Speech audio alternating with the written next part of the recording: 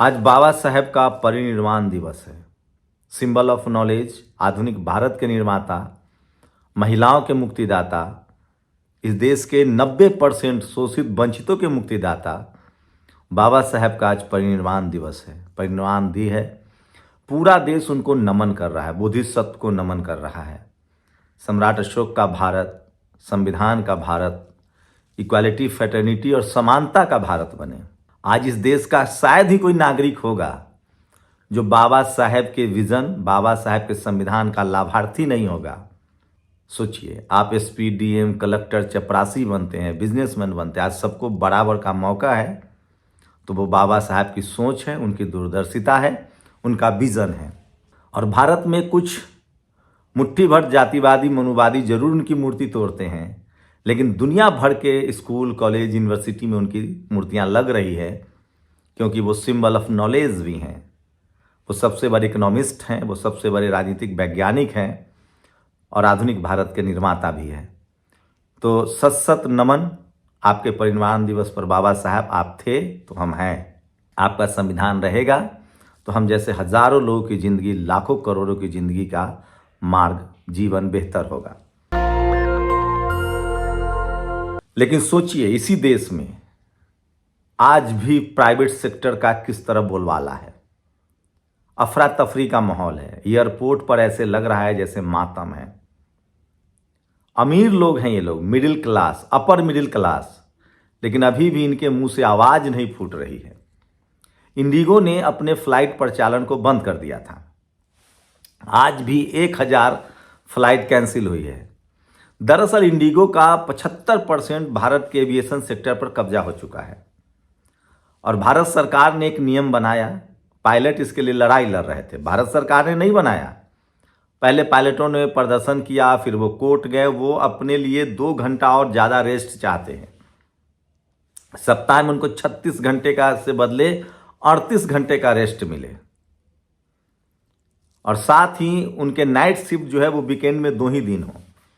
उन्होंने कोर्ट से लड़ाई जीती, सुप्रीम कोर्ट, हाई कोर्ट, सारे दरवाजे खटखटाए। कोर्ट ने सरकार को कहा कि इसको इंप्लीमेंट कीजिए। 1 साल से इंप्लीमेंट हो रहा था, उसके बाद भी इंडिगो ने सरकार के, डीजीसीए के इस फैसले को घुटने पर ला दिया। सरकार ने जब इस फैसले को इंप्लीमेंट किया कोर्ट के बावजूद, फिर भी इंडिगो ने इस फैसले को नहीं माना और ठप कर दिया। और नतीजा आपके सामने है। कोई शादी में नहीं जा पा रहा है, किसी के माँ पिता अस्पताल में है। लेकिन सोचिए, जो अपर मिडिल क्लास है, मिडिल क्लास और इस देश के जो धन्ना सेठ हैं, वो इस सरकार से एक सवाल नहीं पूछ रहे हैं। अब आप कल्पना कीजिए कि ये सरकार मायावती जी की होती, या राहुल गांधी, या ममता बनर्जी, या किसी और आरएसएस, बीजेपी दल के अलावा कोई और दल का होता, तो मीडिया छाती पीट रही होती, एविएशन मिनिस्टर को इस्तीफा देना पड़ गया होता, और कम से कम प्रधानमंत्री को सफाई देनी होती। ये मैं सच्चाई बता रहा हूं। लेकिन सोचिए, इस देश के आम लोग, पहले तो मैं जानता हूं कि इस देश की मीडिया दलित, पिछड़े, किसान, आदिवासी, अल्पसंख्यकों के खिलाफ है, किसानों के खिलाफ है, दलितों के खिलाफ है, पिछड़ों के खिलाफ है, संवैधानिक अधिकारों के खिलाफ है। लोग संविधान के भी खिलाफ है। जो आरक्षण के खिलाफ है वो संविधान के खिलाफ है।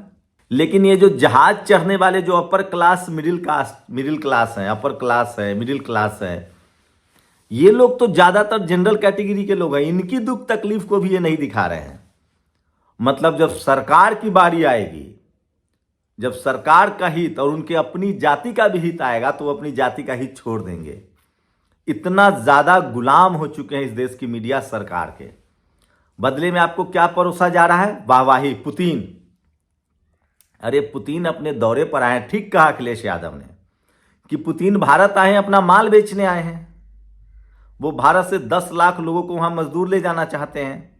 चलिए, अच्छी बात है, काम मिलेगा, सरकार उनकी सुरक्षा तय करे। साथ ही पुतिन को पता है कि तेल खरीदना भारत ने बंद कर दिया है। अब तो पुतिन ने भी कहा है कि हम दबाव में नहीं झुकेंगे। तो सोचिए, इस देश की मीडिया को आपकी परवाह नहीं है। हम लोग तो पहले से कह रहे थे, रोज कहते हैं। एक इंडिगो ने सरकार को घुटने पर ला दिया। आप कुछ नहीं कर पाए। सोचिए, 15 दिन लगेगा कम से कम इस पूरे रायता को समेटने में। सरकारी एयरलाइंस अब है नहीं, आपने एयर इंडिया को बेच दिया है। तो सारे प्राइवेट प्लेयर हैं।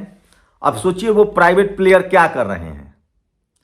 वो पायलटों, जो सबसे बढ़िया नौकरी है, एयर होस्टेस की नौकरी, पायलट की नौकरी, जब उनका शोषण हो रहा है कॉर्पोरेट सेक्टर में, तो सोचिए और जगह क्या होता होगा, मजदूरों का क्या होता होगा। और ये पायलट कौन लोग हैं, एयर होस्टेस कौन लोग हैं? ये सब middle class, upper middle class, सवर्ण समाज के लोग हैं। वो सुप्रीम कोर्ट गए थे कि हमको इंडिगो से या तमाम एयरलाइन से वो सुविधा चाह रहे थे कि उनके रेस्ट के घंटा को सप्ताह में 2 घंटा और बढ़ा दिया जाए, उनकी नाइट शिफ्ट को सिर्फ सप्ताह में 2 दिन कर दिया जाए। और ये जीत उनको कोर्ट से मिला, कोर्ट का ये फैसला था, उसको डीजीसीए को लागू करवाना था। लेकिन डीजीसीए ने जब वो लागू किया, भारत सरकार के ये संस्था है, जब लागू किया तब इंडिगो ने उसके खिलाफ बगावत की और अपने सारे फ्लाइट को ठप कर दिया। उसने उतनी संख्या में पायलट हायर ही नहीं किए और नतीजा आपके सामने है। एक कंपनी ने सरकार को घुटनों पर ला दिया, लेकिन मीडिया चुप है। मैं फिर कह रहा हूं, अगर यही मीडिया, यही मायावती होती, अखिलेश यादव होते, कोई दलित पिछड़ा मुख्यमंत्री या प्रधानमंत्री होता, तब ये मीडिया और ये मिडिल क्लास, ये जो यात्री जो परेशान हो रहे हैं, वो मीडिया मिलकर आंदोलन चला रहे होते और सरकार को इस्तीफा देना पड़ता। लेकिन आज ना कोई ट्वीट है, ना कोई वीडियो है, वो तो सोशल मीडिया पर ये खबरें चल रही हैं। एक्स पर, टीवी अखबार से ये खबर गायब है। टीवी अखबार क्या कर रहे हैं? सिर्फ सरकार की चापलूसी। तो मैं अब तक ये लगता था कि जब दलित, पिछड़ा, किसान, आदिवासी, अल्पसंख्यकों की बात आएगी तो टीवी अखबार उनके तो खिलाफ है ही। अब तो ये सवर्ण समाज के भी खिलाफ है। वो परेशान हैं, लाचार हैं, बेबस है, किसी को अस्पताल जाना है, किसी को शादी में जाना है, किसी को एग्जाम देने जाना था, वो सब कैंसिल हो चुका है। और उसके बावजूद मीडिया चुप है, सरकार की वाहवाही कर रहा है, जैसे पुतिन के आते ही सारी बेरोजगारी खत्म हो जाएगी, भारत विश्व गुरु बन जाएगा। अरे वो एक रूटीन दौरा है, भारत के पड़ोसी देश के, मित्र देश के राष्ट्र के अध्यक्ष आए हैं, वो भी एक खबर है। लेकिन दिन रात पहले देखते थे, पहले भी प्रधानमंत्री विदेश जाते थे, पहले भी विदेश के लोग यहाँ आते थे। तो भारत के जन सरोकार की कोई खबर ही नहीं है, आपके जीने मरने की खबर ही नहीं है। तो आप लोग खैर फैसला कीजिए। मैं फिर कह रहा हूँ, फूस का घर आपका भी है, आग लगेगी तो आप भी जद में आएंगे। ये जो मीडिया पर जो आप लोगों ने वाहवाही कर रखा है और ये जो सरकार को आप लोगों ने खुला छोड़ रखा है, अब कॉर्पोरेट इस देश को चला रहा है।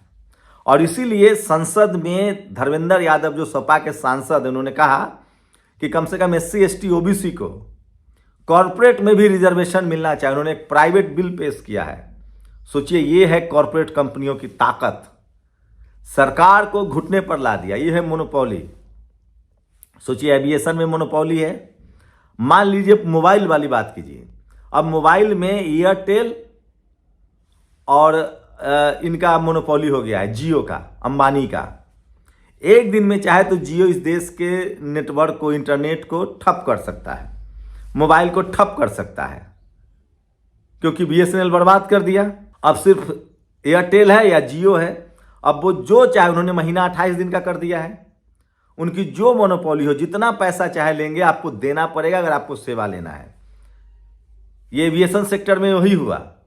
अब सबसे ज्यादा मार्केट इंडिगो के पास है, उसके बाद जो मार्केट है वो एयर इंडिया के पास है। दोनों प्राइवेट कंपनी है और दोनों का मुद्दा एक है। एक ने बंद कर दिया था फ्लाइट, दूसरे ने 5,000 की जगह 70,000 वसूलना शुरू कर दिया। तो एविएशन सेक्टर, प्राइवेट सेक्टर में एकदम मोनोपोली है 2 कंपनियों का। मोबाइल फोन सबसे बड़ा जो कारगर हथियार है, वो भी 2 लोगों के पास है। BSNL कहीं लिस्ट में नहीं है। सबसे बड़ी कंपनी जो है, प्लेयर जो है इंटरनेट और इंटरनेट सेवा का, कौन हो गया है? जियो। दूसरे नंबर पर एयरटेल है।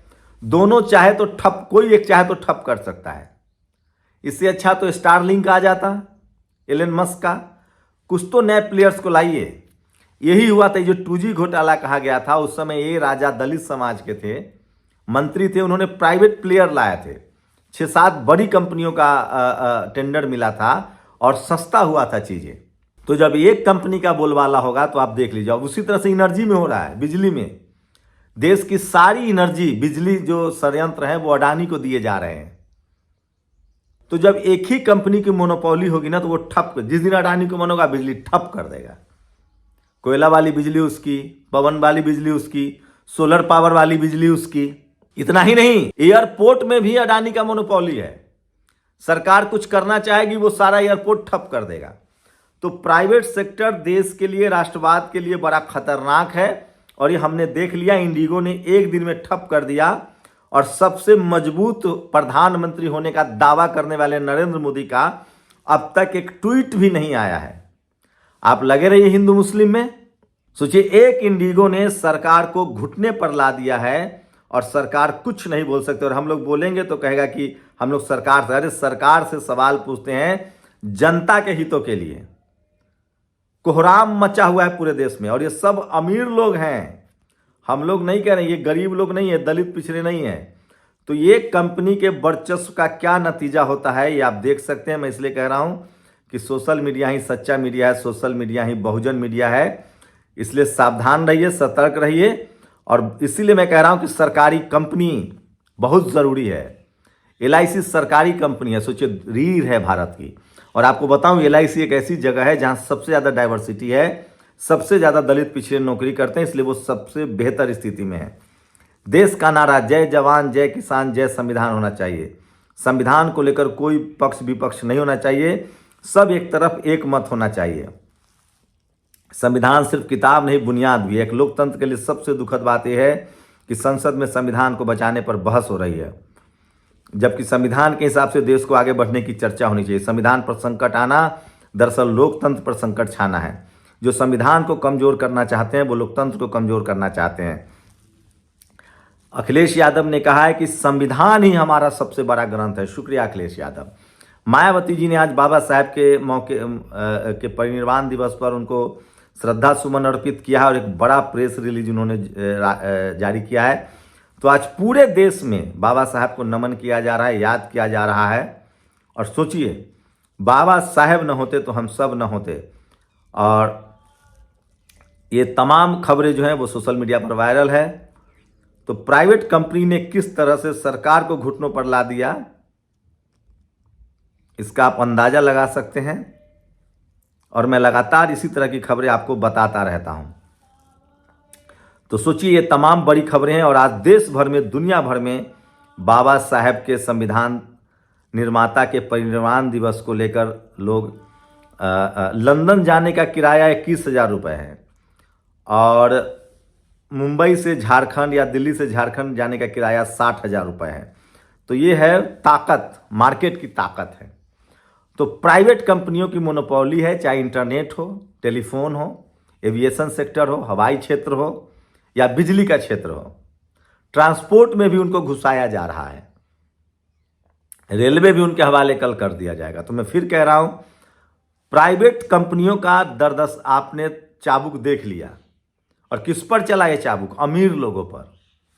इसलिए मैं कहता हूं, सरकारी कंपनी लोकतंत्र में बहुत ज़रूरी है।